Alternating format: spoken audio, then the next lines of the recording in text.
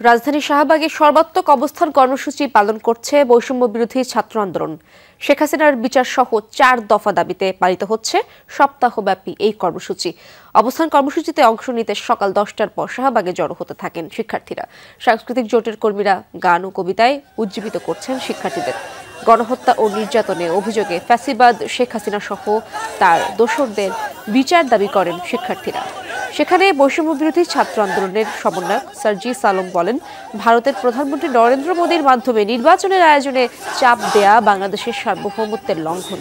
ফ্যাসিবাদীদের আগে বিচার ও শাস্তি নিশ্চিত করার দাবি জানিয়ে তিনি বলেন, এরপর জনগণ সিদ্ধান্ত নেবে তারা এদেশে রাজনীতি করতে পারবে কিনা।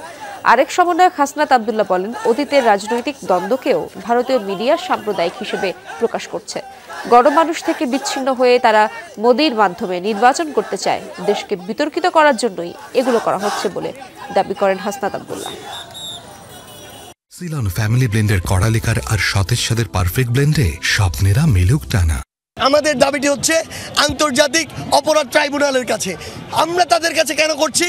আমরা চাই পুরো বিশ্ব দেখুক সে কত বড় একজন খুনি ছিল, কিভাবে এই দেশের মানুষকে শুধুমাত্র ক্ষমতায় বসে থাকার জন্য খুন করেছে। তারা গণবিমুখ হয়ে, তারা হচ্ছে মানুষ বিমুখ হয়ে, তারা হচ্ছে মুদিমুখী হয়েছে।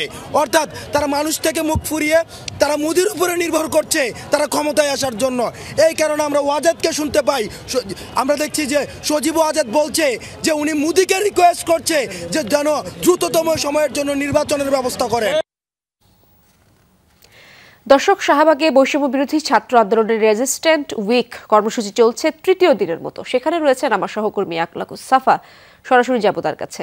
সাফা, তৃতীয় দিনের মতো চলা এই কর্মসূচি ঘিরে কি বলছেন শিক্ষার্থীরা এবং তারা কি নতুন কোনো কার্যক্রমের ঘোষণা দিয়েছেন কিনা আজ?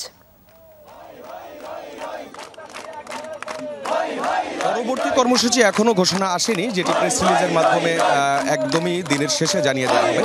তবে এখন যে কর্মসূচিটি চলছে সেটি আপনারা জানেন, সর্বাত্মক অবস্থান, অর্থাৎ শিক্ষার্থীরা যে যেখানে পারবেন তারা সেখানে সর্বাত্মক অবস্থান নেবেন এবং তারা বিক্ষোভ প্রদর্শন করছেন। এবং বিক্ষোভ প্রদর্শনের যে ভাষা সেটি হচ্ছে সাবেক প্রধানমন্ত্রী শেখ হাসিনা তার বিচার করতে হবে গণহত্যার দায়ে। এবং তারা যেটি বলছেন যে এতগুলো মানুষকে, এতগুলো শিক্ষার্থীকে হত্যা করার পরও শেখ হাসিনা এখনও বিচারের আওতায় কেন আসেনি, এটি নিয়েই কিন্তু তাদের প্রশ্ন। এবং তাদের যে দাবি সেটি হচ্ছে যে মামলাগুলো হয়েছে এবং আন্তর্জাতিক অপরাধ ট্রাইব্যুনালে শেখ হাসিনার বিচার করতে হবে। যেই ট্রাইব্যুনালে মানবতা বিরোধী অপরাধের বিচার হয়েছে, হত্যা, গণহত্যা, লুটপাট, অগ্নিসংযোগ, ধর্ষণ, এই 5টি যে আন্তর্জাতিক অপরাধ যেগুলো সারা বিশ্বের সব জায়গায় যেগুলোকে অপরাধ হিসেবে গণ্য করা হয়, সেই অপরাধের বিচারের জন্য এরই মধ্যে বাংলাদেশের যে ট্রাইব্যুনাল আছে সেই ট্রাইব্যুনালে গণহত্যার দায়ে শেখ হাসিনার বিচারের দাবি তারা করছেন।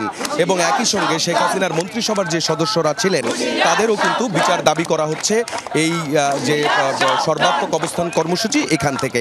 এবং এই কর্মসূচির পর যে বিক্ষোভ মিছিলের কথা ছিল সেই মিছিলের বিষয়ে বৈষম্য বিরোধী ছাত্র আন্দোলন যেটি বলছে, মানুষের চলাফেরায় যাতে কোনো ধরনের ক্ষতি না হয়, কোনো ধরনের বাধা বিপত্তি না হয়, সেই জন্য তারা মূল যে সড়কগুলো আছে সেই সড়কগুলোতে তারা অবস্থান নেননি। যেমন এখন জাদুঘরের সামনে অবস্থান নিয়েছে এবং সব শিক্ষার্থীদেরকেই তারা আহ্বান জানিয়েছেন তারা যেন এমন জায়গায় অবস্থান নিয়ে বিক্ষোভ প্রদর্শন করেন যেই জায়গায় মানুষের চলাফেরায় যাতে কোনো ধরনের বিঘ্ন না ঘটে। ধন্যবাদ আপনাকে।